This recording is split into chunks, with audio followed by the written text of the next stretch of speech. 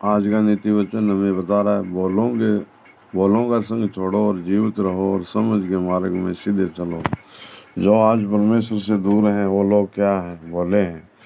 वो कलीसिया के अंदर की बात परमेश्वर का वचन यहाँ बता रहा है, बाहर की बात नहीं है। बाहर वालों को तो अवसर है, कभी भी प्रभु के सामने आएंगे, प्रभु उनके जीवन में अनुग्रह करेंगे। वचन में लिखा है, जिस पर मैंने हालेलुया अनुग्रह करना चाहूँ उस पर मैं अनुग्रह करूँ, जिस पर मैं कृपा करना चाहूँ मैं उस पर कृपा करूँ, जिस पर मैं दया करनी चाहूँ उस पर दया करूँ। जिन्होंने पता ही नहीं चला उन पर दया हो गई, जिनको मालूम ही नहीं था उन पर कृपा हो गई।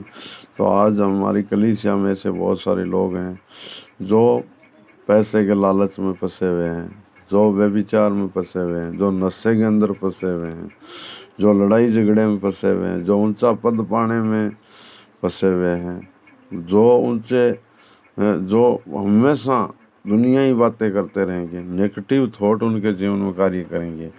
आप ऐसे लोगों से दूर रहना है, नहीं रहोगे तो आप भी फंस जाओगे, क्योंकि आपको और हमको केवल सुरक्षित करने वाला और सुरक्षित रखने वाला केवल परमेश्वर का वचन है। परमेश्वर कह रहा है, इन शिक्षा को जो आज आप सुन रहे हो ना, ठट्टे करने वालों को शिक्षा देता है परमेश्वर, सो अपमानित होता है।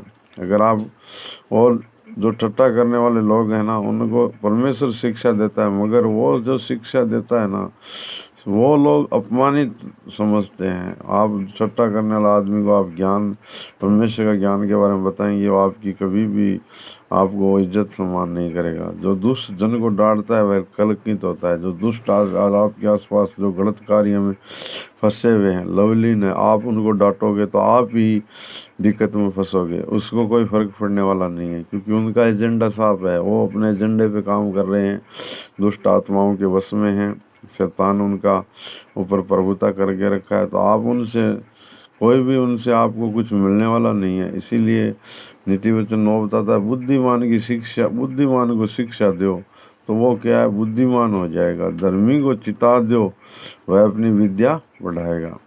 मेरे यूट्यूब पर चैनल पर लाखों व्यू हैं और हज़ारों सब्सक्राइबर हैं।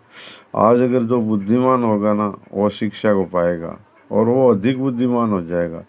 धर्मी जो व्यक्ति परमेश्वर का अभी वचन सुन रहा है ना, वो इस बात को समझ जाएगा और वो अपनी विद्या को बढ़ाएगा, अपने ज्ञान को बढ़ाएगा। क्योंकि वचन कहता है, परमेश्वर का, यीशु मसीह का भय मानने से आपको बुद्धि मिलेगी। बुद्धि का आरंभ होगा, एक शुरुआत है, और परम पवित्र ईश्वर को जानना ही आपकी समझ है। अगर आपके जीवन में ये वचन काम करता है तो प्रभु आपको आशीष करे।